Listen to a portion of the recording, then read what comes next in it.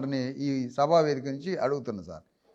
తెలంగాణ గడ్డ మీద ఏ రెడ్డి రావేనా, ఏ కరణం కమ్మ కాపేనా, తెలంగాణలో 93% బీసీ ఎస్సీ ఎస్టీ ప్రజలున్నారు, రాజ్యం వాళ్ళకే చెందాలి అని ఏ అగ్రకులం వ్యక్తి అయినా ప్రతిపాదించి ఆ ప్రతిపాదన కోసం పనిచేసిన రెడ్డి వెలమ దొరలు ఎక్కడైనా ఉన్నారా?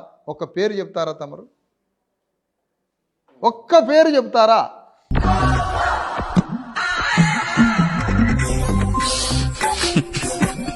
తొంభై 93% బీసీ ఎస్సీ ఎస్టీలు తెలంగాణలో ఉన్నారు. ఇది ప్రజాస్వామ్య దేశం. వీళ్ళకి భూమి లేదు, వేల సంవత్సరాల నుంచి రాజ్యం లేదు, వీళ్ళకి జ్ఞానం చదువు లేదు, వీళ్ళకి సంపదల వాటా లేదు.